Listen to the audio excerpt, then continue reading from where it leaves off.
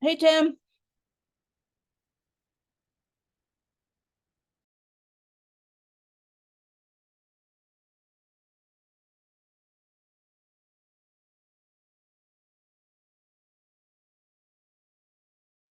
Hey, Chris, did you get a chance to look at those windows?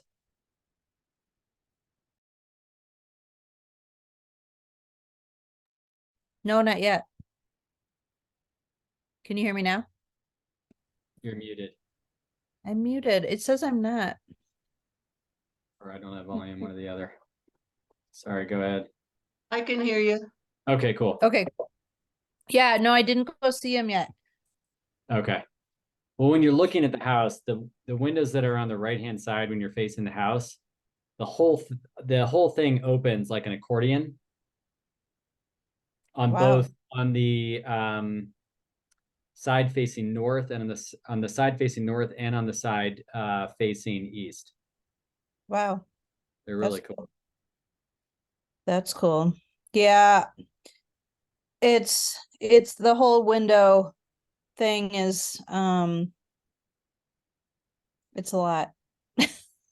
That's all I can say about that. Yeah, it's a lot, and it's also hard because nobody nobody knows anything in Colorado Springs about anything that's not incredibly standard and can't be purchased at Home Depot Yeah. Yeah. or maybe from Pella. Yeah, we had the Anderson guy come over and it was like our quote was like $1 million. Oh, was it Renewal by Anderson or Yeah. regular Anderson? Yeah. Renewal by Anderson. Yeah, I think 30% of that of their fee is just the fancy brochure they give you. Yeah. Anyway, these old homes. Sometimes I just want to live in a boring new home. Yeah, I hear you.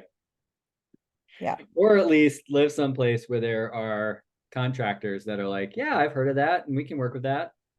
Yeah. Not look at you like you're a moron and then quote you a price that's 4 times reasonable because they don't feel like doing it Yes. or working on an old house. Mm-hmm. Yep. But you get to live in a cool funky old house in a great place. That's right. Yeah. Who else we got here? There's Jan and Matthew, David. I guess I better do open up my agenda. Start taking some notes. Julian's having trouble with her audio. She'll be on soon. Great.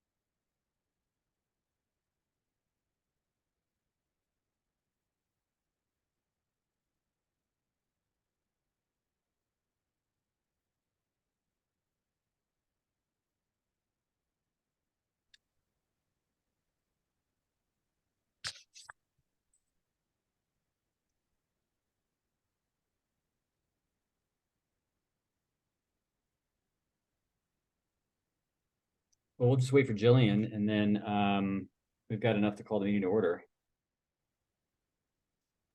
Julian now has a laptop that holds a battery for more than 17 minutes. Brand new this week. So that's probably part of the friction there. Matthew, after our meeting last week, I'm all excited. I'm evaluating all the trees in my complex, deciding whether I need to, cut them down or give them some more nutrients. That's so excellent. It's a whole new world. And you look around and you're like, oh my. Very cool. It's not green and growing is good. Yeah. Be careful about cutting them down, Colin. I know. I don't think I will actually. There's one I'd actually like Matthew to. I wish he could come give his expert eye to it. There's one that's been struggling right in front of our house for years, and it's all hemmed in with concrete. So they're doing the best, I think. But it's every year it gets a little worse. Doesn't look as bad as that one we saw on Thursday, though. It's better than that.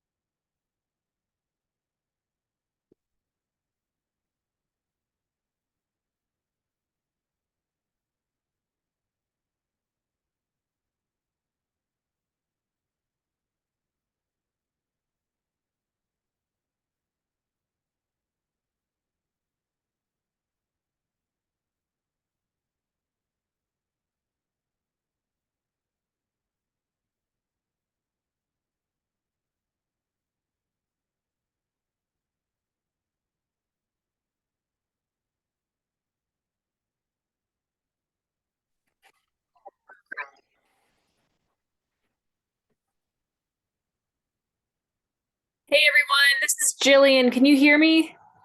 Yes, Yes, Oh, awesome. Okay, thank you. Sorry about that. that's okay. Are you set to go? I am set to go. Yes. Okay. Well, Danu is not going to be present for this meeting, so I am going to run it in her stead. We've got a majority of members on, and I'd like to call the meeting to order. Let's see. Chris, do you see everybody on, or do you need anybody to take roll?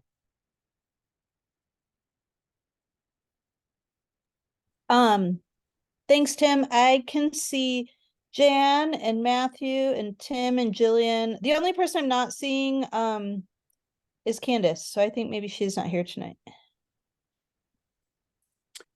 Okay, well, we'll jump right into minutes. Does anybody have corrections to minutes from our last meeting?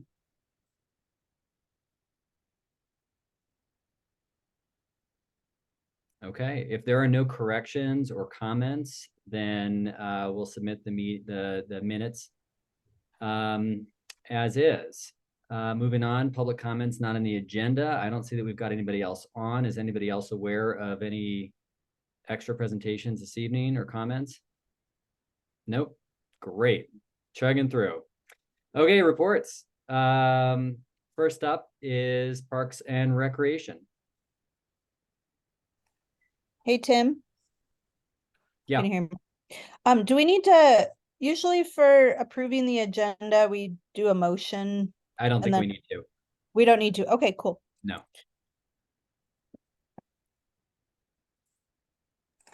Unless anybody else, unless everyone objects, we can do that, but I think we can cruise through. So I wanted to request this evening that the arborist report goes before the director's report, just to That's fine. respect Matthew's time for being here, and so I don't keep him here too long. Okay, great.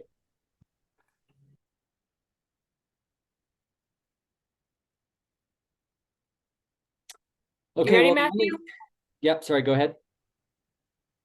Oh, okay, he's ready.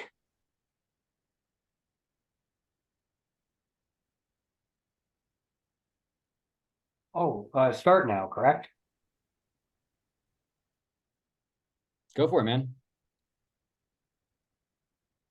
Perfect. All right, I'm going to try and share my screen.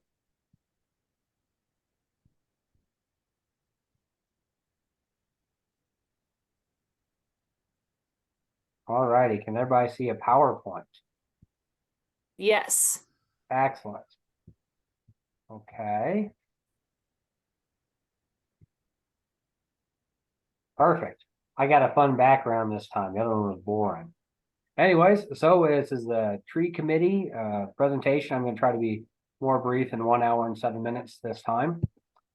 On the agenda for me is a heritage trees discussion. It's kind of one of the functions of the tree board we need to work through, and then just brief update about the Carnegie Library trees, just kind of keep y'all as the tree board appraised on that.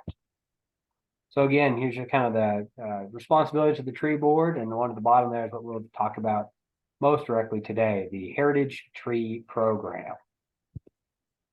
So a heritage tree, this is just all the verbiage from the ordinance as passed by council. But basically, it's a tree that is novel, that is unique, that is old, that is tied to a person or an event. It's supposed to be a difficult and a selective process. It's not just because the tree is big, or not just because a tree is perceived to be neat. We want to make this a fairly selective process, so it's not every declining silver maple, for example, is a heritage tree, which I would think it probably is not. So the criteria for a heritage or historic tree is it needs to be 36 inches or greater in diameter, so that's a pretty big tree, tied to a significant person, place, or event, has a distinctive size, shape, location, age, or distinct species, has special aesthetic qualities for species, is prominently visible to the public along major roads or public places, possesses rare horticultural or environmental value, and the big one is it is not a hazard or obstruction without solutions or alternatives. So if we have a tree that is historic, but it's going to fall over and hit a house, then, we can't necessarily allow that to be. So a tree that's going to be a heritage tree is going to have to meet one or more of those criteria. So the process for nominating a heritage tree is that any person or group can nominate a tree. It can be on public or private property. Nominations will be presented to you all as the tree committee. I need to make a form to actually make this whole process start. So folks can submit with the species, age, what it's tied to, why they think it's a historical tree, etc. And then, of course, if they do wish to proceed, the owner of the tree must consent to the tree being placed on a map of the heritage trees to get their own special symbol and all that when everything's digitized. So that's kind of the basics on the heritage tree. Again, this is a process that I'm going to need to make it go. I have not done that yet, due to other time constraints, but hopefully sometime this winter we'll get it all codified and we can start running on it. Important notes: even though this tree is a heritage tree, the city does not accept any liability for this tree on private property. Owners are encouraged to keep these trees around, but are not required to keep them. So if they deem it a hazard tree or the hazard outweighs the benefit in their mind, they have carte blanche to do with it what they will on private property. It's still their tree. Future owners may be notified that it is a historic tree. And when we get through the process of reviewing and approving heritage trees, if for whatever reason you all or we decide to not approve a nomination, the person does have the ability to appeal it to city council. So that's where, as we roll out our language about what constitutes a heritage or historic tree, we want to be very careful. Not just any tree is a historic or heritage tree. And then, of course, you all, if you ever feel the need, you can establish additional procedures, or I'm sure we'll tailor the process as time goes on. So is there any questions on that program that I have not made happen yet?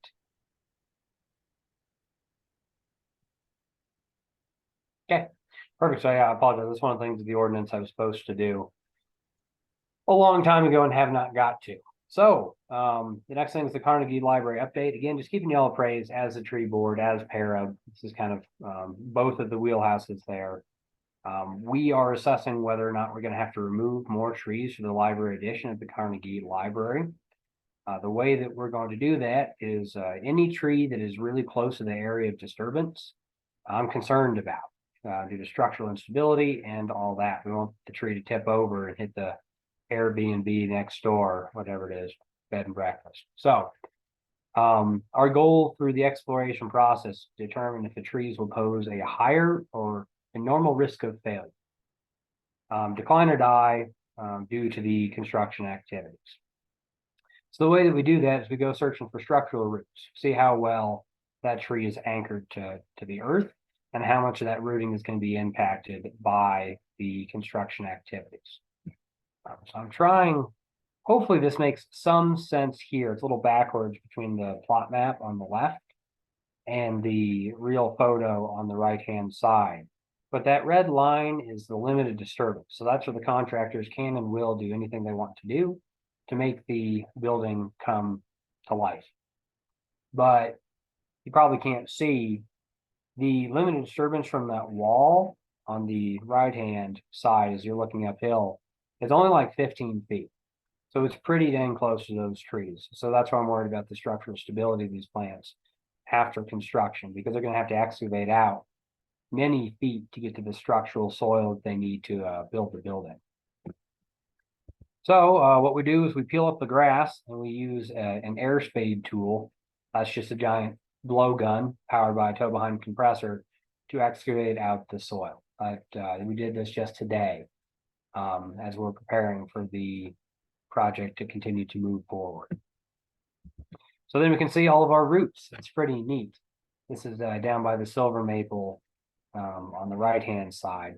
You can see there's quite a bit of roots in there, and all those roots from the left side over are going away. So that's something we're concerned about for the tree health and, of course, tree stability. Those fine roots are not as big of a concern, at least in my mind, as the larger roots. So you can see there's some pretty large roots. They're going to be entirely destroyed by the construction activity. So I ordered the best management practices book to ascertain whether or not these trees are going to become so unstable they have to be removed, or if they stand a chance of making it. So I'm sure there'll be a full report. We'll probably go to council on it and all that again, but I just want to keep you all abreast of what we're doing. So that is all I have for the tree committee, unless anybody has questions or concerns or anything that I missed. I just want Matthew? to comment that I appreciate what you do, and the 7 o'clock meeting last Wednesday with Colin was a good one, and I learned a lot. And with you and Mandy, I think our trees are in good hands. Thank you. I meant to say thank y'all for Colin and Jan to come out and do the tree risk assessment with us. We're not just out there tagging and ferngulling these trees. I promise we're very methodical with what we do. We do have great respect for this resource, but we don't want it to fall and squish a house. That'd be bad. So thank you. Matthew, I'll second Jan's thanks for the good work that you're doing. A couple quick questions. So as far as Sure. the heritage trees go, if someone has a heritage tree on their own private property, the only incentive to get it named a heritage tree is so it'll show up on this map, basically, because the city doesn't do anything for the tree other than put it on the heritage tree list. Correct, excepting there's some language in the ordinance as passed that the city, myself, I'm gonna have to go out and do a tree risk assessment, a tree evaluation on that tree for them. So they get that free of charge, in addition to if somebody's worried about this tree and they want to maintain it as long as possible. I would consider it within my responsibilities to provide them sound advice. Okay. If they wanted to maintain that tree as long as possible. Yeah, it's just kind of a, like, I really love this tree. I respect this tree. I want it to be recognized for what it is. So we'll have to work through that process, because the 6-inch Siberian elm is not a heritage tree. So we're going to probably have a couple of folks that have, for whatever reason, they really want that tree to be acknowledged that way, but we may not be able to do that. So Got it. Okay. we'll have to see. And my second question would be, and I guess see what our other committee members think, but you've got that clause in there about how if you and the tree committee turn down a request Yep. for something to be a heritage tree, then they can appeal it to city council. Yep. But it doesn't seem like city council would have the same amount of background information that we all have had and that you had. So I wonder, should that clause be in there? Does it have to be in there? Ooh, good question. So that was as passed by council as part of the ordinance. So to pull that out of the ordinance would probably be subjected to that whole process. And I don't know exactly what that looks like. But were it to go to council on an appeal, because they have 10 days from your decision to appeal it to the city clerk, so it can be on the council's agenda, then I and I would go to council with the same information we gave y'all. And then we just go through that process again. They could uphold the reject, or they could overturn it, I suppose. So that would be their prerogative. But yeah, they'd have the same information you did, and they'd have me blathering at them for a while about it. Fair enough. Thanks. No worries. All righty, see, like I said, I tried to keep it brief this time. I know last time was a lot. No big trees for y'all to vote on right now. I haven't had a chance to get out there and do a lot of evaluation.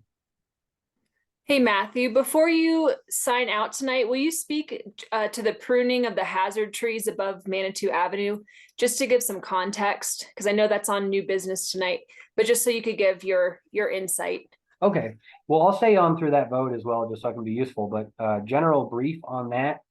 Along Creek Walk Trail at Memorial Park, on the avenue side by all the rear diagonal parking spots, there are, I don't know, 50, 80 trees.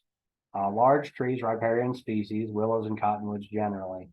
They all have enormous amounts of deadwood in them. And it's not small deadwood, it's not 2-inch. We're talking 4, 6, 8, 12-inch deadwood chunks over the parking and over the path. It's bad. I didn't know how bad it was till we went in and pruned out the best we could with our equipment and our time in August and September. We always try to prune out for anything 2-inch plus deadwood, because that's generally going to be what kills somebody. This is work that Mandy and I could probably do. It's a lot of hard climbing. It's a lot of hard work. It would probably take us 2 weeks to a month to do this project. As such, we're looking to have it subbed out, and either you all can help us pay for it. If we have to, we can find the money to pay for it through our budgets. But it's a life safety problem. It's dire, and it's been on my mind ever since I got a real look at it. So we did get a couple of quotes. One company said they didn't want the work. They said it was too much, and the other two gave us a bid for right about $10,000. It'll probably be a crew for about a week. It's a lot of work. Again, Mandy and I could do it, but we'd be done, toast, fried. So we decided that we didn't want to kill ourselves. We have a budget for that. We have a lot of other things that we need to take care of and need to be able to maintain course and speed on that. So hopefully that's a decent brief. Thanks, Matthew.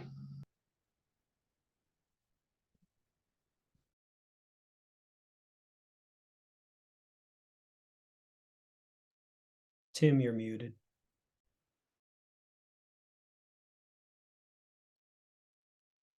Still muted. You're muted. I don't understand. Okay, sorry about that. My hotkey's not working. So anyway, does anybody have any other questions for Matthew?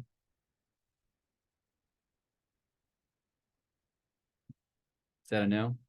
Okay. All right, so let's see. We will be moving on then to our Parks and Rec report. The item that's carried over from our last meeting. Jillian, do you have any updates on the Crystal Park fees in lieu of land? I do, and I emailed Hannah with our planning department, and I'm gonna just read the email that she sent back to everyone, because I had sent it to Danu. So I emailed her about the fees in lieu of land, and she said that she's charging the remainder amount, which is the equivalent to what's not dedicated in land in fees. The remaining amount is $11,000 that will be collected with the final plat Mylar, along with open space and school fees. So that's the update I have on that. I'm still learning about this a little bit, so I don't know how to dissect that necessarily, but if we need to, I could have Hannah join our next meeting or just email for clarification if needed. I think email sounds good. Okay.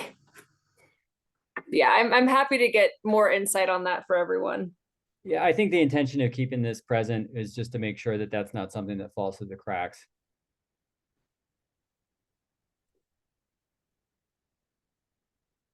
Okay. All right, anybody have any other questions or comments there? Okay, moving on. Doesn't look like we have our council liaison on this evening, nor do I have any asynchronous communication from her. Unless, Jillian, do you have anything via council? I do not. Okay, all right. Next up is OSAC. We also don't have an OSAC liaison on. The last OSAC meeting minutes were in our packet. I don't have anything that to discuss to pull out of there. Does anybody else? I don't know if anybody read that. I read it. I don't have any questions. Me neither. Other than sometimes it's interesting to see that they have the same budget discussions we have. So true. Yeah. All right. So, all right. Parks and Rec, Director's Report. All right, I'm gonna share my screen with everybody. Sharing now. Tim, give me a thumbs up if you can see that. Okay, perfect. So the pickleball paddle rack project is complete. We do have the paddle racks in line with each other at the pickleball court. You can kind of see them in the background of this photo here. And we have the new instructional informational sign above it. So thanks to Colin for helping with that language. I wanted to show the current bench location. So we did get one of the park benches installed. We need to order another one. We had one available. We'll need to order another one to match. But I wanted to get everyone's opinion on this location. So this was the location we identified in the last meeting, which is on the concrete just to the right of the entryway to the pickleball court. It's kind of in the walkway, depending on how you look at it. So I wanted to point this out. I'm not sure who's seen this in person yet. It's a great spot. You can see the courts, but that's where it's been installed right now. And I'm going to scroll down and show you an alternate location that was proposed by our facilities team that would have the bench out of the walkway. Now, you can see Kevin there in his safety jacket.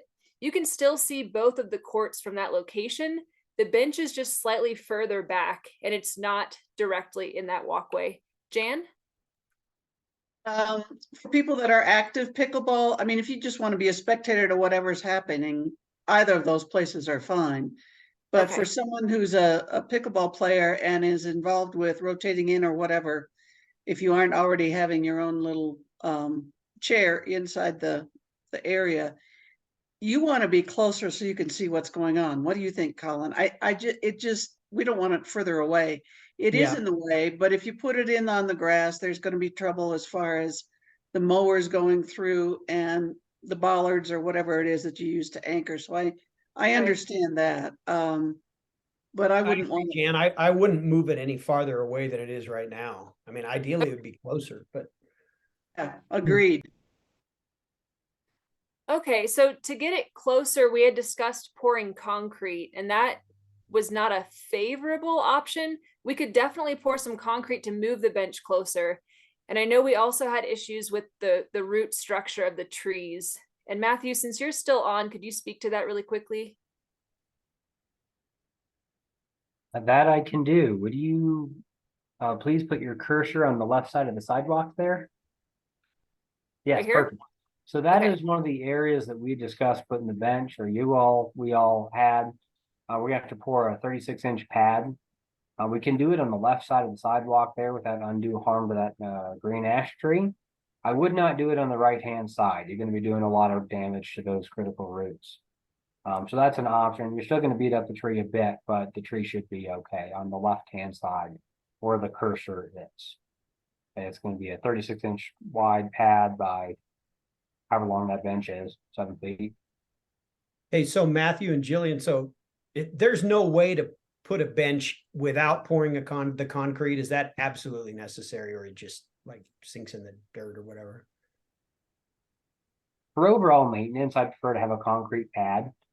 Weed eating around and mowing around a bench is a lot more time consuming than just having a pad edging the soil as well. So I'm just thinking like somebody's going to have to, us, continue to maintain around this. And we get a lot of seasonals and they're not going to be as delicate around a bench as well. So I'm worried about the bench being get up by string trimmer string for the next 50 years as well. Right. Plus for snow removal.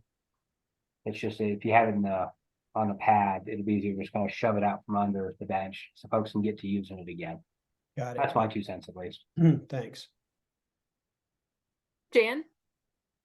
I'm wondering if maybe we should kind of wait and see and not worry about putting the second one in. We could get it, but not put it in until we kind of see how this works. And also feedback from the pickleballers, you know, they're a vocal group. They're gonna let us know. So, right, Colin?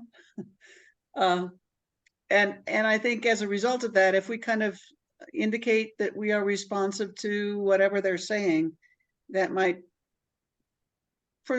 give some goodwill towards us, and we'll see how this works.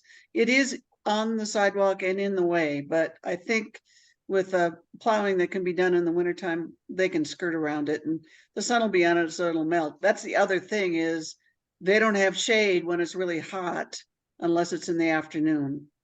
So it's going to be in the bright sun. So it's good news, bad news. Let's try it and see, is my thought. Jillian, were you concerned too that like bicyclists or something would crash into it? Or is your feeling that it's in that kind of way, or is it more just in the way of maintaining the sidewalk when you said it was in the way? I think I was thinking more of user conflict. So if it was a busy day and we had folks walking on the sidewalk and bikers biking on the sidewalk, it just might limit the amount of space folks have. But again, there is a giant concrete area behind the bench where folks have a place to spread out. So mainly just voicing a concern that we had from a member of our team. And I think the About user primary concern will be really skateboarders using the back of it to skate on. This is Rebecca. I don't know. I think for me personally, it's in the way right now. I could see, you know, people strolling by in that little busy space. So I can't tell where that image, the other image that you suggested, how far away from, yeah. So how far away is that, like in that pretend space, would that be from like the entryway? So from where Kevin is standing to the start of that path is about 20 feet. No, I'm Maybe sorry. No, where you would like actually want to sit if you're playing pickleball and have to walk there. Like how far is that away Oh. from that? Like, I guess Is I don't it- understand. well, because the big concern that I'm hearing is that if you moved it any further away, it'd be too far for them to be in a good space. And so where is that new suggestion? How far away would they have to walk? You mean where he's going to pour the concrete pad, Rebecca, or you mean back by the bathrooms? Back by the bathrooms. Like, is that like, I you bet know, like, that's- you're like throw I a bet that's softball like at it, or 20 like feet or something. Yeah, 20? the picture makes it look further away than it is. So this is actually relatively close to the court. I mean, Mhm, not as close as where the bench is now or where it could be if we poured that concrete. mhm. But this is where Kevin is not far from the court. You See, could that's what I- easily softball. That's what I was thinking. Like, it wouldn't be that far to keep it on that. I mean, my preference would be to move it to that location. And so it's out of the way and we don't have to pour new concrete. Yes, it's maybe a little bit farther than you'd want, but right, it's still a little bit of exercise. I don't know. I just think people won't, if they're actually playing, Rebecca, I just don't think people would go all the way back there. Because there's a little bit of like, you know, people are sort of waiting and they want to make sure that the proper rotation is being followed. And I think people would just want to, unless like Jan was saying, if it's, you know, somebody's just hanging out watching, I think it would be okay. But I do think we need a bench closer, you know, for me, ideally as close as we can get it. This is Chris. I think that where the bench is currently is in the way, and I think for snow removal, it's gonna make things possibly difficult. Also where the other proposed site is, like, I mean, a lot of times there's just like, you know, families with younger kids, maybe the older kids are in the skate park, the younger kids are maybe scooting around or biking around. And I think it's just kind of like another thing to run into, honestly. I'm gonna go back to my suggestion that got shot down last month. I think a bench at the center line where the net is inside the fence. I think I just played pickleball this weekend. It's very wide right there. I don't think it's likely that somebody is going to be going for a ball and run into the bench. It's not where I mean, if you were running that far, the ball is definitely out. So that is my suggestion, if that were possible, because that could be used for spectators or for people waiting for a court or for your backpack. And perhaps we need to, go over there and, mill around and look at it and play a game of pickleball. Yeah. I also want to defer to people who have been to other pickleball courts, because we have a crowd of people that really want it to be regulation. And I don't recall seeing any kind of benches inside other pickleball courts. Has anyone else? So that's my only thought about it. And it's not an easy solution, but my thought is still, let's just see how it works and figure it out. But I'm also open to see if other pickleball courts have a bench inside by the net, then it's legit, but I haven't seen that. So that's all I'm saying. I don't think it's uncommon to see benches on the plane, on the surface on a tennis court, near mid court in that position that Chris is talking about. It's not super common, but it's not like I feel like I've never seen it. I just haven't seen it on a pickleball court, but that doesn't mean I've been everywhere. Chris, I'll be happy to go over there and look at it again. And just see what my feeling is about running out from the center line there. Be happy to. I mean, you got to stay out of the kitchen, right? Yeah, the weird thing is, Tim, that there's all these around the post shots. So there's a lot more play off the side of the court than there is in tennis near the center line, which is weird. But I just need to go and look at it and see. Yeah. Well, check it out. I mean, I have to say that I think Chris makes a compelling case for that spot. It's not something that is unheard of in tennis courts. And it solves our problem of not impeding traffic or creating conflict, nor would it come into play with damaging the root structure of that tree. Yeah, I'm kind of aligned with And that. it gets you close to the action. Yeah, and maybe though we could look into Gets you in the action. Yeah, we could look into how much those benches are and what sizes and whatnot, maybe just to see. Yeah. I'm also concerned about the damaging of the court since it's a new court. Yeah, I agree, Jan. I don't know if it compromises the surface or if that can be, protected somehow. I know you have to drill into it, but I'd almost rather not have any bench at this point, because people have gotten into the habit of bringing their own camp chairs and that kind of stuff. If it's problematic, but I don't know. Well, for some extra homework, use your preferred internet search engine for Hartru, HAR-TRU, courtside benches and tables. That's just one example that came up with a quick search. Not saying that that's what we should purchase, but it gives you some good pictures of how close people put these to courts and what kind of structures you might have. Okay. Any other comments on this? So I guess for now, it looks like maybe that bench is going to stay for a bit temporarily while we figure this out.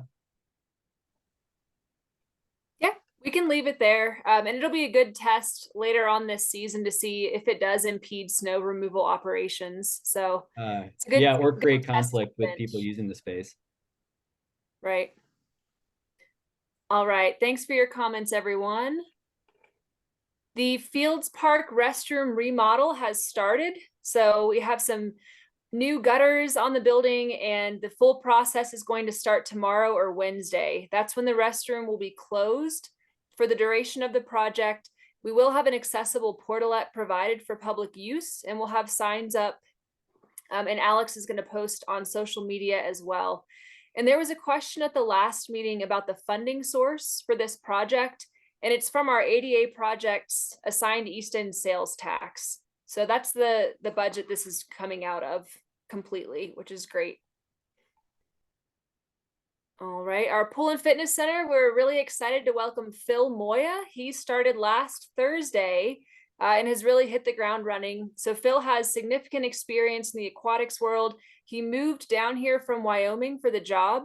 So I strongly recommend you stop by the aquatic center and introduce yourself. He's really friendly, wants to get to know everyone, and is just happy to be there, which is great. And he sees it as an exciting opportunity. So we've received quotes for the roof repair and construction design. I'm going to work with Phil to review those and move forward this week. And then we're waiting to hear if our selected contractor for the restroom remodel is able to obtain a performance bond. If they are not, we will have to rebid the project. So that's where we are with that. Really hoping they can get that, which is a requirement now for our larger contracts. And Karina, who's our facilities coordinator, she recently passed her certified pool operator exam. So just wanted to share that with everyone. We now have 2 CPOs at the pool. That's Phil, who's a CPO, and Karina. So in partnership with Manitou Springs PD, we are proposing updated park hours. So currently our park hours that are posted have 6 a.m. to 11 p.m. for summer and 6 a.m. to 9 p.m. for winter. So we'd like to mimic the park hours posted in Colorado Springs, which are slightly different, and they're the ones that I have up here. So they have 5 a.m. to 9 p.m. and they separate it by month. So it's not summer and winter. It's November through April from 5 to 9, and then 5 to 10 p.m. from May through October. And currently there is no city ordinance for park hours. So while we list them, these are not legally enforceable hours, which is the main reason we'd like to get them posted as an ordinance. Jan? Just curious why you went with summer and winter and why not months? Oh, that was my question too. So these are the existing park hours. These are what are posted currently in the parks. I am not familiar with the history of these. Also, Probably 11 because is pretty, it's fun to argue about when these things start and end. it's like dusk to dawn, right? Like it's really difficult to enforce or Yeah. to have that clearly posted. So we would be, if this ordinance gets passed, we'd be swapping out these signs for the updated hours and months. And so I wanted to share this with everyone here and just see if there's any comments or concerns about the hours that we'll be proposing, which are the ones up here. Jan? Well, those are the same things. If anyone goes into Garden of the Gods, they have the same, so it's replicating what is close by. So I would think that would Yes. make sense, whereas the summer winter is kind of, yeah, like Tim said, you could argue that forever. Well, and also like where's spring and fall? You know, it's just a little, I think it'd be better to make it more clear for our park visitors. So that's what we're aiming for. So we'd be updating our website and updating some park signage. All right.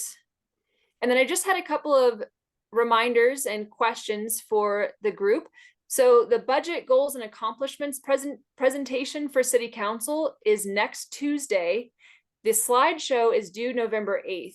So if I'm assuming Danu has this, and I'll ask her as well, but I need that by this Wednesday so we can post it in the agenda packet for City Council. So I just wanted to send out that reminder, and I'll share that with Danu as well.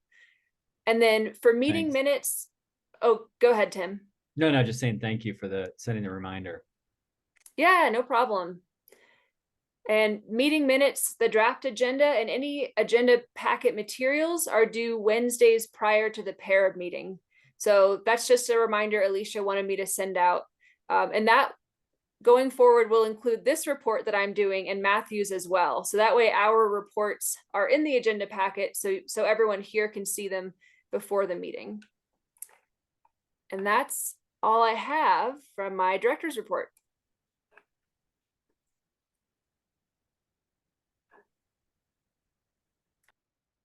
All right, thanks. Does anybody have any other questions for Jillian? All right, well, we've already done the arborist report, so moving on to old business. Now, I've got a chess table here on number 1. Do we have any updates on the discussion now, or that's just in a holding pattern? So I believe at the last meeting, Danu was going to reach out to Concrete Couch. Is that Steve Wood? Yes. Okay. So she was going to reach out to Steve Nope. to see if, Chris, you're shaking your head. It is Steve Wood, isn't it? Well, it is, but I thought that Danu said that she didn't want to reach out to Concrete Couch. Oh, yeah. Well, she was That's certainly Correct. I reluctant. think Danu was concerned about the cost of the tables you had proposed, Jillian, and so she mentioned Okay. something about trying to find some less expensive options. okay, gotcha. So I did reach out for a few more quotes and I'm waiting to hear back, but there is a different style out there. The quotes or the tables I was looking at were the big, heavy concrete tables that we could just kind of plop down. And let me see if I have it. So I'm going to share my screen really quickly and show you another option just to see what you think. And I know this one would be less expensive just because of the materials. But this is one I'm waiting on a quote for. So sharing that.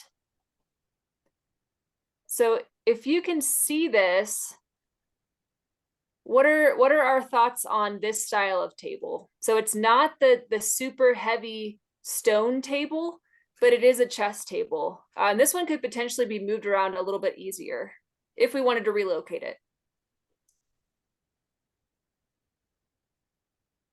I think that looks kind of ghetto, personally. I like the heavy one you had, Jillian. I know maybe now Okay. that since Danu's not here today, can we just approve the heavy, expensive one and let her know when she gets back? Hey, that's up to you guys. I like the stone ones too. I have to appeal this one to Tim, I guess. I have a hard time paying thousands of dollars just to ship those things. Right. I just have a question because we've had some that have been not this ghetto per se, but some ones that have been in Soda Springs Park that people have been jumping on and using as launch pads and breaking up. And I think we need something substantial. Concrete is certainly substantial and it's also pricey to move. So I don't know what the solution is, but thank you for doing your research, Jillian, but not so much. Okay. Just needed to make sure. I was going kind of crazy looking at all these different tables. Okay, well, yeah, the stone ones, they run about 2,000 per table. So last time I had quoted out 2 of the stone tables, and that was around 4,500 total. And then we need to consider shipping. So an investment, but I think the stone tables would last a very long time. Any other thoughts on that? Well, I just, in reviewing the last meeting, Colin had suggested, maybe focusing on just one instead of 2 to cut cost. And I thought that was a good idea.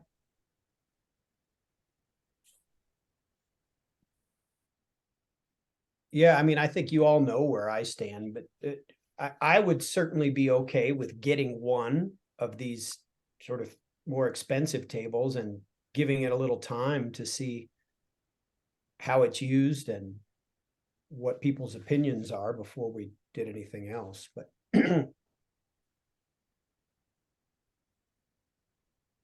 then I did want to ask about funding. Is this something that PARB would want to sponsor as far as funding? I don't know if we discussed that in former meetings. I was going through the minutes. I don't remember seeing the funding discussion. Yes, I believe we would be. Okay, And that would be something I think we would spend. I'm not the budget expert that Donnie is, but I believe that that would be spent from the Conservation Trust Fund, which usually includes our like upgrades, like and amenities, kind of like this. okay. And would it be helpful if I resent the original quotes for the stone tables that we had priced out and just send them as individual tables instead of the two together to everybody? Yes, that would be very helpful. Okay, And if you have a ballpark for the shipping, okay, I'll include that also.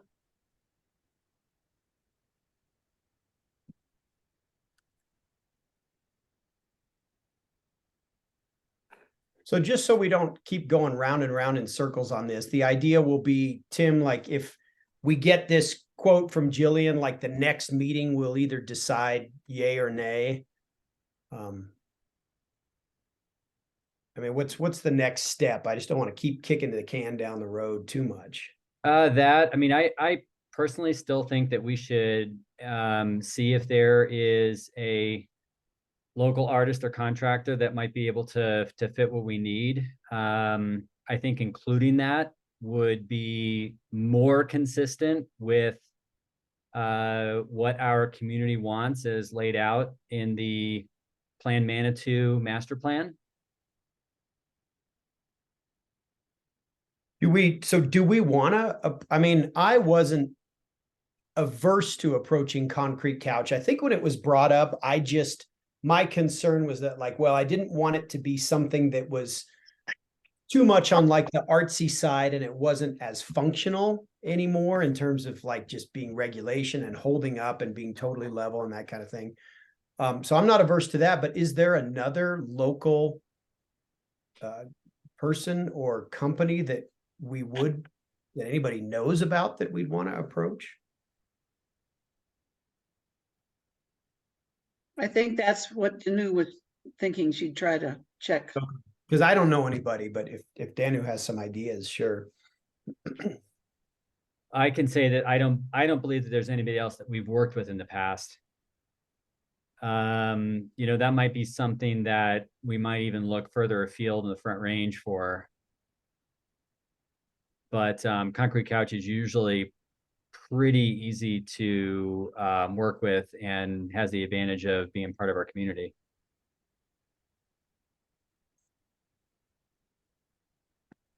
So should I reach out to Concrete Couch or is Danu going to do it or Jillian or?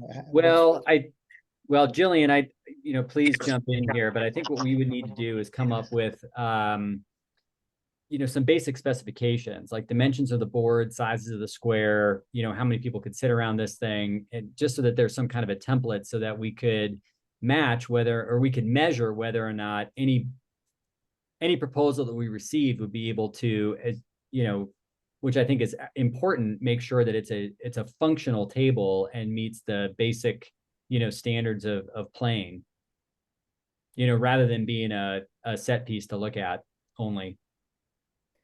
Right.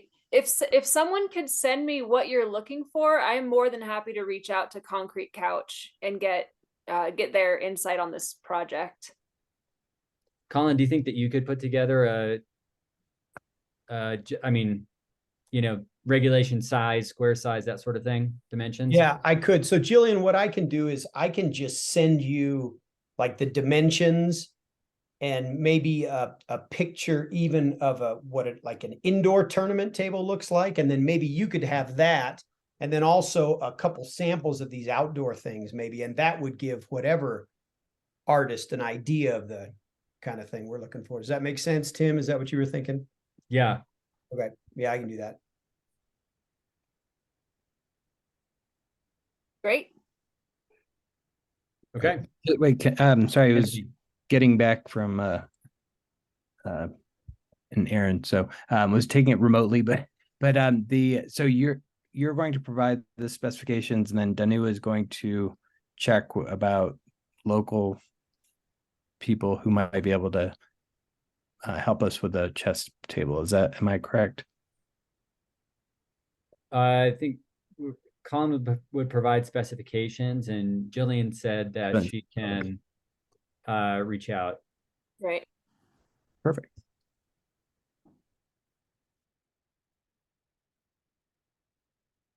Okay. All right, anything else before we move on to Art Walk? Okay, so Art Walk, I've had several meetings with some important stakeholders in the last month. Not ready really for a full presentation, but the update is that I've met with both MAC as well as the Crane board. Crane is the organization that we used to call the Arts District that manages the sculpture displays that we see, amongst other things.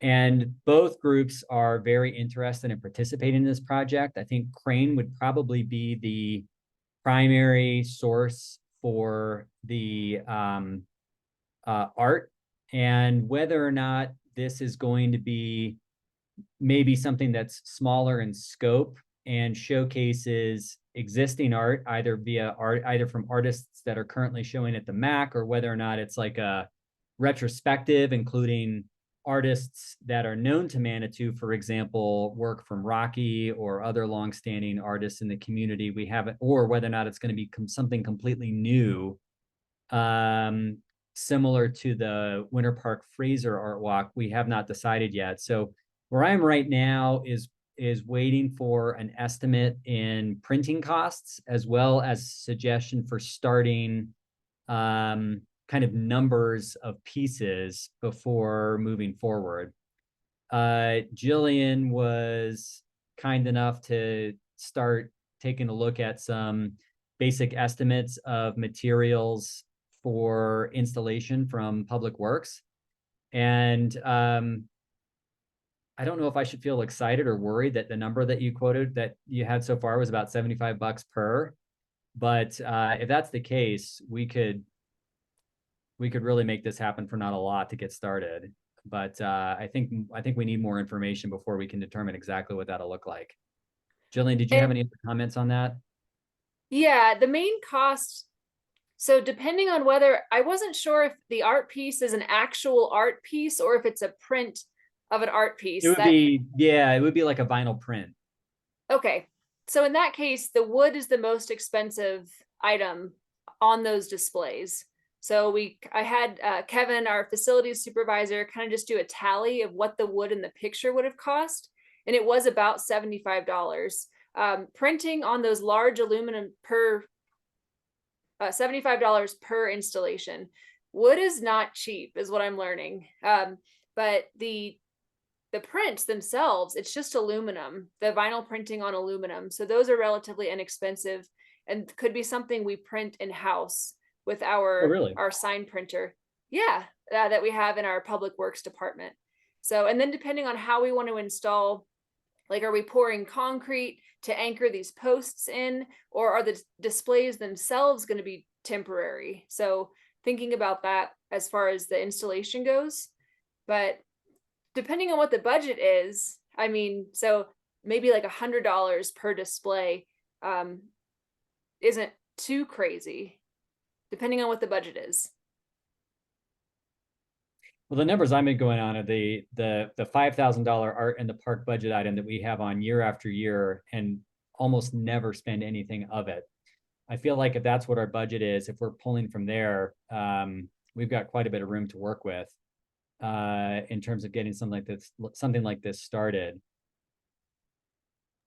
And something I thought of that could really cut down on the wood is if we're able to repurpose some of these giant limbs that Matthew and Mandy are pruning off of trees, if we could legitimately repurpose them and maybe finish them, we could use those as two of the main support beams for those displays. And that would, I mean, almost be free, besides, you know, labor costs associated with it. But it could be something we do to add kind of a local flair to the art. Yeah, I think that's appealing. So has anybody taken a look at the Winter Park Fraser Art Walk? Or would you like me to review exactly what they do? Yeah, I guess I'm not really sure what exactly the project is and like how it relates to parks. So, one of the goals from Plan Manitou is to find new ways to incorporate art in our parks. And I think that this is a great opportunity to realize that goal. It's also, I think, an opportunity to get to create a showcase for local artists and get these things where people see them. We already have great opportunities to view sculpture, but nothing from any other media.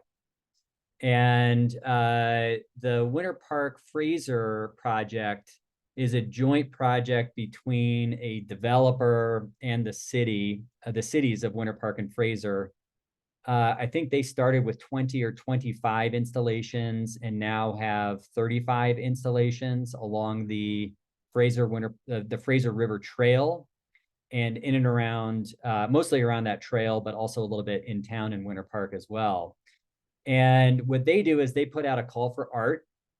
The artists, I believe, need to be at least from the county or have some affiliation with the local area. The projects are submitted, and I think last year they had something on the order of between 50 and 60 projects submitted, and they chose 35 to display. And then they displayed those 35 projects during the summer months from basically like Memorial Day to the end of August. Or I think actually the displays may have stayed up until Labor Day. But what they did was create a contest where anyone could vote on their favorite pieces via a QR code that was on the installation. Voting ended, I think, in mid-August, and then winners were announced either at the end of August or in early September. And the first prize was something like $1,500 or $2,000. Then I think second prize was like $750 or $1,000, and third prize was maybe $500. So that would be I think, high end of what we might be looking at, and could be something that might be a goal to reach for if that's where we want to go. On the low end, this could be, and this is an idea that came from Natalie Johnson from the MAC and also from Crane, could either be like I said, starting with a retrospective, using pieces that we already have in order to showcase, prior local artists. Alternatively, something that might showcase people who are currently exhibiting either in galleries in town or in the MAC, or it could even be something that would be a call for art for local artists to create new works for this. To start with, I think it would be fairly straightforward to start with maybe 5 or 6 installations between Memorial, Mansions, and Soda Springs Park. But ultimately, if we ever realize a Creek Walk Trail, this could be something that helps to activate the Creek Walk Trail and give people a good reason to explore the entirety of it. And again, tie in our resources, get art in our parks, and showcase our talent. I think Cool, it seems like a cool idea. Oh, go ahead, Chris. Oh, no, thanks. And I was looking at the pictures of the Winter Park Trail online as you were talking about that. So thank you for the explanation. I think it sounds great. Yeah, it's cool. Would we need to cover it though? Like, we talked about having like the wood and that's expensive, but like, are you going to protect it in a sense? So it's like, Yeah, right? theirs are not covered at all. They're printed and they're basically installed on a board, and then a frame is just attached around the outside of it. There isn't any additional protection. No, like screen, whatever that clear crap is in front, so it doesn't like rain, doesn't get them. Oh, cool. Yeah, no, they don't. I guess in our printing, Jillian, is the durability like similar to what we do for signage and things like that? Yep, that it would be the same. So if we printed them in our shop, it would be the same material that we have on our park signs. So yeah, you could spray paint it, but we could easily get that off. They're Mm. graffiti resistant. So we have materials to remove like graffiti or spray paint, Sharpie, things of that nature. And obviously they're waterproof. Okay, so more to come with the I think really kind of scope estimate coming from Crane is really the main thing that I'm waiting for at this point in time, because I don't think we, and I certainly don't want to be the one to put out the call for art and decide, you know, who's going to be shown and who won't be shown. I'd rather leave that to the experts and just be responsible for the infrastructure and placement. I'm seeing a lot of nods. Okay, great. Nobody Yeah, wants to. sound Yeah. perfect. Yeah, awesome. Okay. Well, great. If there aren't any other comments there, let's move on to new business. I don't know, Jillian and Matthew, would we like to reorder this and discuss the pruning the hazard trees first? Sure. Matthew, are you still with us? Yeah. I am, yes. Okay, excellent. So just one more time, could you review our hazard tree pruning funding request? But yeah, so I'll just run through it again real quick. I thought we had some new folks come in. The long and short of it is we have a lot of hazard trees in Memorial Park on the avenue side over that Creek Walk Trail there by the rear diagonal parking. Large deadwood, 4 to 6 to 12 inches in diameter, directly above the creek walk and the parking spots. And it's something that we could handle in-house, but given the rest of our workload and scope, it's just yeah, we'd be fried. It's a ton of work, 2 or 3 weeks for Mandy and I and at least 2 other employees. So we got quotes to have it subbed out by a contractor. You know, we got 3 quotes, one for 10,000, one for 10,200, and one said they didn't want it. So we were requesting that Parab help us out with this. It's a large project, and I think it's a very effective use of funds. It's a life safety risk at this point in time, and it's been on my mind ever since we discovered how bad it was when we were doing some basic pruning this summer and fall. So.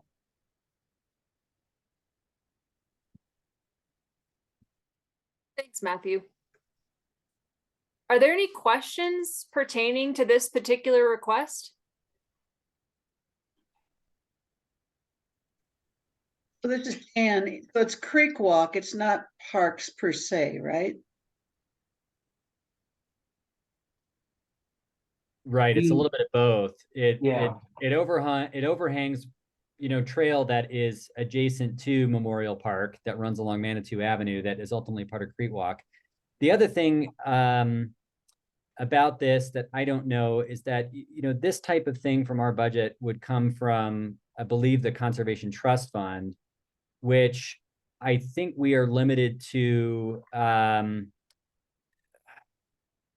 fixed assets in terms of how to use that, although we do use it for, I mean, we don't just use it for fixed assets, so I guess I'm not completely. Yeah, is it repair for some things too? Right, well, generally repair refers to fixed assets. And then when the actual rules talk about natural assets or land, it's usually regarding acquisition and development. The other part of this, I think it's difficult, is that we are still wrapping our minds around taking on this new role, which is not something that we had previously budgeted for, with the exception of new planting. Yeah, and I guess that's where my question is too, is where would the funding come from legitimately? And it's a new thing for us. It's not that we don't want to support you on that, Matthew, because we do, and I can see where it would be legitimate, but I have no knowledge. We need to know, I guess, or Becca.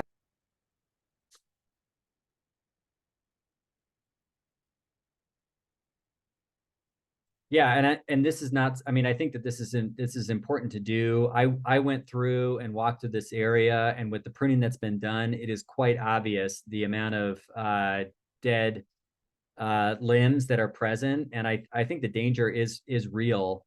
You know, the other challenge here too is that when we did our original tree survey, when we first learned that this was part of our purview, was to exclude riparian areas.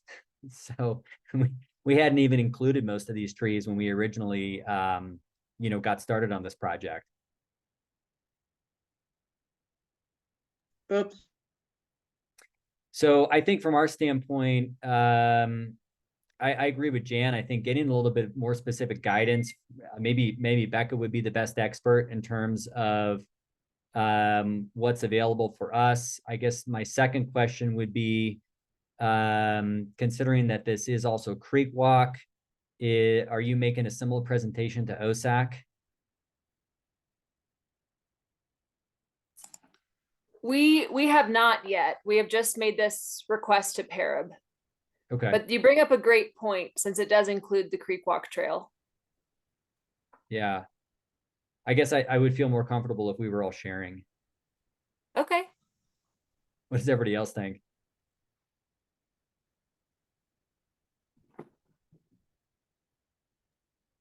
Yeah, that sounds reasonable. Okay, so moving forward, let's see if we can't get any budget guidance from Becca regarding how we, whether or not that this is an item that would be consistent with what we can spend our conservation trust funds on.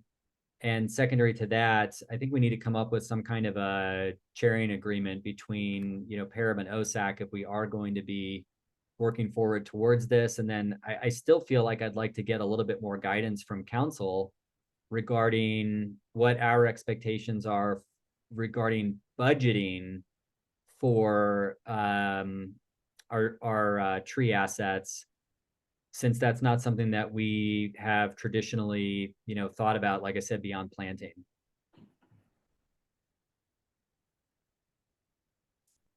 All right, I'm happy to reach out to Becca tomorrow. And I think the main reason we solely asked Parab, or we sent this request to Parab, was in the budget. There is a line for tree maintenance.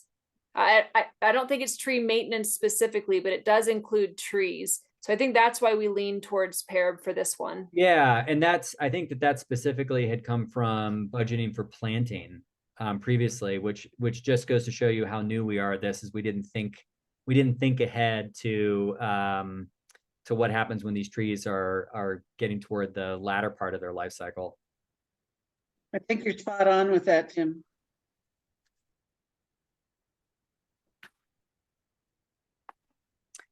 All right. Shall we move on to the Memorial Park electrical upgrade?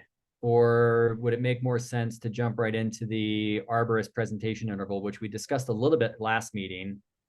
And I guess, Matthew, maybe this would be the last thing you could weigh in, and then you could jump off. So last meeting, we had kind of started talking about whether or not we feel like we should do the arborist presentation at every meeting, or whether or not it should be less frequent, for example, quarterly.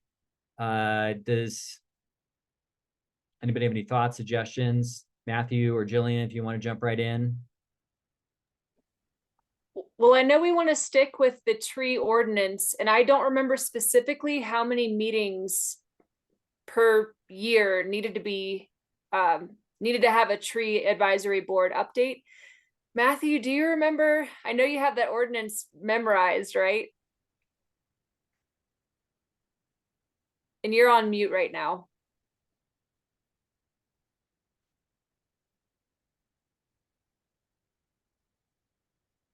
Matthew, you're still on mute. Sorry, new kid mistake. The ordinance does say that Parab is the tree committee. I don't believe it's called out specifically how often it is required to meet. And when I was trying to, there we go. So here, I can look at it now.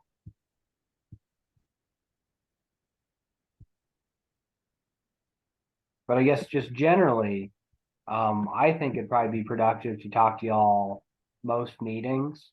Because some things are gonna come up and they're gonna need to be addressed on a quicker timeline. And I'll try to be brief most of the time. But I understand, I want to be respectful of y'all's time. You're all volunteers. Well, that goes both ways. They pay me by the hour. It doesn't hurt my feelings. Matthew and Jillian and maybe Tim too, and everyone, would it make sense to have a holding place on our agenda for Matthew? And then if there's no update, he doesn't have to appear. But if that ends up being rather regular, we'll just plan on him being there, but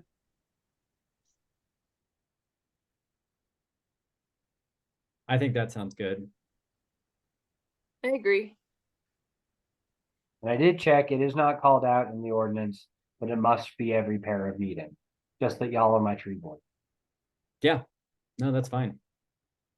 And hopefully we'll get into kind of hopefully a cycle where I bring, a couple of heritage trees to some meeting and a couple of hazard trees I need your thoughts on every couple of meetings.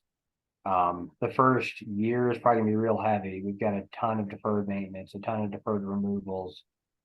It's gonna be heavy for a minute, but hopefully this Yeah. time next year will be Jan, I heavy. think you're right. I think, considering how this goes, especially because things are going to probably be a little bit front loaded. And then as you get caught up, it is probably going to become a little bit more sparse. So why don't we continue to have it as a report with our Parks and Recreation Department, and then we can see how it goes. I think that sounds fine, unless anyone has any objections. Great. Love it. Okay. All right, thanks, everybody. I'm gonna rattle off. Good to see you. Thanks. Thanks, Matthew. Okay. And then the last item under new business tonight is the Memorial Park electrical upgrade. Yeah, I can give a brief background on this. So the electrical outlets in Memorial Park, as well as the breaker box, they are in need of an upgrade. The breaker box, when it trips, which is generally every special event, is difficult to access. It's on the ground. And I'm sure most of you have seen it, but maybe not realized what it was or noticed it because it kind of blends in. But it's difficult to do repairs on. And the outlets themselves, the way they're installed in that stone wall going around the island in Memorial Park, they're not the most stable. So what we'd like to do is work with Marcus Electric to kind of build a control center that houses 8 to 12 outlets instead of having the outlets spread around the stone island, and also raise the breaker box. And that was the work included in the quote that was sent out for just over $3,700. So that's that in a nutshell. It will increase efficiency and be easier to maintain, and also help out when folks are hosting special events in the park, where they're able to just have better access to those outlets, and the outlets will work better. Jan? I remember Janu was asking, and I concur with her, is this going to be a big panel that's going to be erected that looks like the ones in Fields Park, so that it's really kind of an eyesore? So it won't be as large as the panel in Fields Park. That one has about 4 times the amount of outlets. But I mean, it will be standing up as opposed to on the ground, and that will be for ease of maintenance. So Kevin was talking about, so he met with Danu briefly, and she was definitely concerned about it not being the most aesthetically pleasing item in the park. But there are things we could do to mitigate that. We could put it inside of a decorative cage. We could paint it a different color. There are things we could do to make it less of an eyesore, or to make it blend in more with the park. But it would just be much more efficient as a stand-up box rather than what it is right now. So yes, thanks for bringing that up. Can it be over by the pump house so that it would kind of mesh in with that? It's a great question. I'll have to ask. That way it could be kind of disguised, engulfed in that. Okay, I can find that out tomorrow. Thank you. Yeah. Other questions? And I mean, are there other options that were considered in terms of how this would be set up or concealed besides vertical? Not that I have available right now. Okay.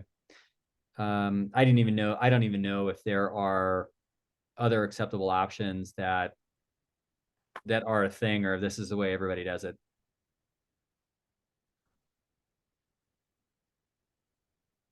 I can ask about that too.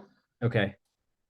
Yeah, I mean, just from the standpoint of doing this, I think that this is pretty consistent with the type of, maintenance and upkeep for our infrastructure and our parks. I mean, these are the types of things that we use to facilitate recreation and events. So I believe, and I would like to hear other opinions, but I believe that this is something that we ought to be able to fund. I think the harder part for us is going to be able to find something that is the most visually appealing and not obstructive to any other recreation. And I do think, by the way, that doing this upgrade is good. That the setup of the outlets right now is certainly inconvenient, but I think it's also a trip hazard.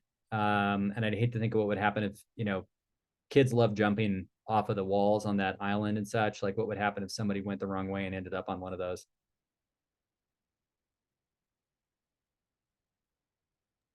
All good points. And I agree that I think we should probably try to cover this Yeah. financially, but with the best possible disguised and functional rack of whatever. Yeah. So, what kind of timeline do we need to get this done by? Is this, are you planning on doing this as soon as possible, or is this a spring or summer project?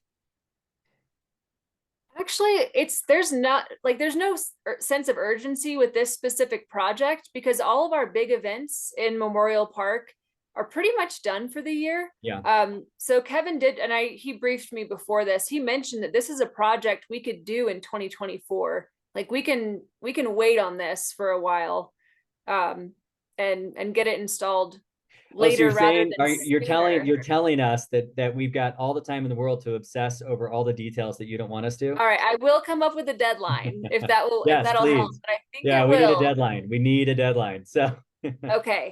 And what about the fruitcake toss? And what about the carnival? Do they use any of the functions as far as power there? I can just see that it possibly, so that might be our time limit. I don't When think is so. the fruitcake toss? End Well, of that's right after New January. Year's, but is that back in Memorial Park, or is that still happening up at the school? It's a memorial. Oh, it is. Everyone else, what are your recollections? Yeah, I think it was at the school for a little bit, but I think last year it was back at Memorial, Okay. my recollection. And you said end of January? Yeah, Okay. I think so. You could check at Chamber. Okay. All right, well, I will get with Marcus Electric and ask what can we do to make this blend in with the park more and be more pleasing to the eye, and send that over. Yeah, I think visual, whether or not it could be concealed by placing it next to an existing structure like the pump house, Jan, that's a great idea. And if anybody has thoughts going forward, or Jillian, if you do, about other potential sites, that would be great. Okay. And Jillian, it is confirmed January 27th from 1 to 3 p.m. in Memorial Park is the next fruitcake toss. All right. That'll be my first fruitcake toss. I'm excited. Get your throwing arm ready. Will do. All right, so just to review, I think we've got some consensus, at least, that we feel that moving forward, that we will cover this from the cost from our budget, pending location and structure and the visual impact. All right. So I think that this is something that we should probably take a vote on. The motion would be that, well, let's see, can you repeat the number? I'm sorry, I don't have the estimate right in front of me. It was like 3,000 something, or? Yeah, let me pull up the quote real quick. So the quote is for $3,780. Okay. Now, I'm wondering, should we, I suppose we can always revisit it, but should we add an upper limit on this in case that whatever we end up deciding, sort of structure could potentially change the cost, or do we want to stick with this number? Thoughts? I think it would be prudent to add an upper limit because because he listed out the specific materials that were going to be used. So if different materials are going to be used to make this more of what Pear would like to see, then I think it would be safe to have some wiggle room there. It could be less. Since if we are gonna push it into January though, should we wait to vote on it till we rethink our budget for the next year? Because do we want to approve something? Are we taking it out of this fiscal year? Are we, right? You know what I mean? It might be worth saying, once we get some more updates on the pricing and then we can decide to in January. I mean, we agree that we'll fund part of it, but fund it, but I don't know. Maybe I think it I doesn't would matter. I would lean towards getting this on the books now. We could always amend this later if we needed to make changes, but at least we can move forward beyond that discussion and start working on the details. And I mean, I also like the idea of getting this squared away before we move into a new budget.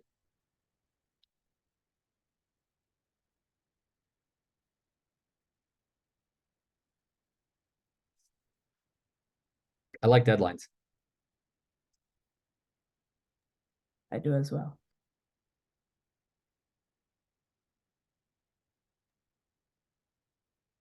I don't know, So Tim, are you making a motion? Yeah, I'll I'll tell you what. I'll make a motion to make the repair for $3,750, not to exceed $5,000.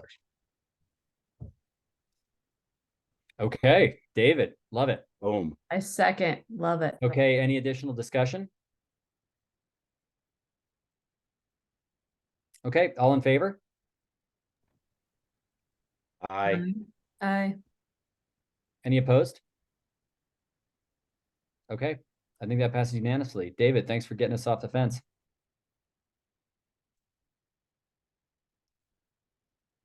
Okay, let me see. I got to get back to my agenda. Okay, other business. So Danu had brought up whether or not we want to cancel our December meeting, which is early December, but would be a kind of for the holiday season. To tell you the truth, I'm not sure that that's something that we've done traditionally. Does anybody have any thoughts or suggestions, concerns? Last year we did it as well. We did last year. Yep. Okay. Well, Jillian, do you see any foreseeable issues that you would need us to approve or any reason we'd need to meet? Well, with the hazard tree pruning, I guess we didn't come to a decision on that. We're waiting on more information from Becca and possibly additional funding from OSAC. I think that's the only lingering issue that we currently have, besides further discussion on the chess tables and art walk.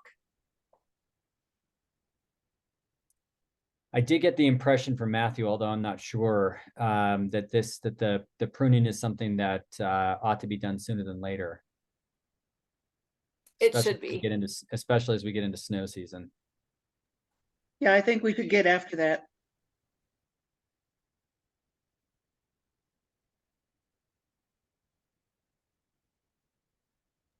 We can always have a short meeting. Yeah. Yeah, I don't think that we would have much on the agenda besides that. We might also have some updates on the electrical upgrade. I don't foresee a whole lot of new information on Art Walk. And we can just table some of the other items in order to keep that to a minimum. So with that discussion, unless somebody feels strongly, we could either we could entertain a motion to take a holiday recess. I suppose if we don't do anything, we'll have a meeting as scheduled. Going once? Going twice? All right, looks like we'll have a meeting. And so this last item about the January 2024 meeting, the discussion was actually to reschedule the date and use that time as a our annual strategic meeting rather than having a regular para meeting. I am in favor of doing that. In the past, that's the meeting that we would often have in that conference room at the MAC, usually with food and wine. It's a good opportunity to talk about our goals for the year, review things that we've accomplished in the year prior, et cetera.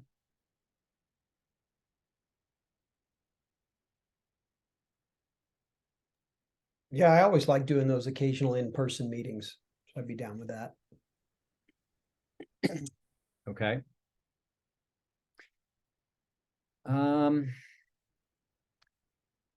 Now we would definitely, well, not definitely, but I think we would probably want to pick a date either in the middle of the month or later in the month, since our normal meeting date would run pretty close to New Year's. And I don't know how that would interact with holiday plans. Yeah, This it's is the actually meeting that on we the first. usually, yeah, I think this is a meeting that we usually like to do in person. I think we've been doing it on Mondays when we've done it for a work session or strategic planning. So are you thinking like the 5th? Yeah, I'll tell you what. So I think so I'll propose a motion that we convert our January meeting to a strategic planning meeting to be held in person on a date to be determined at our next meeting later in the month to accommodate holiday plans. Perfect. Second. Okay, any further discussion? Okay, everybody, in that case, all in favor? Aye. Aye. Aye. Okay, great. Aye. Anybody opposed? Okay, it looks like that passes unanimously. So everybody, please come to the next meeting with your calendar ready so that we can make that discussion as fast as possible. Okay? Okay. That's it. Okay, Thanks, everybody. Thanks for putting up with my stumbling through my first meeting running things. And with there, I'll entertain a motion to adjourn. I think you acquitted yourself quite well, Tim. Motion to thanks. adjourn. Second. Thanks all. Anybody opposed? All right. Thanks, guys.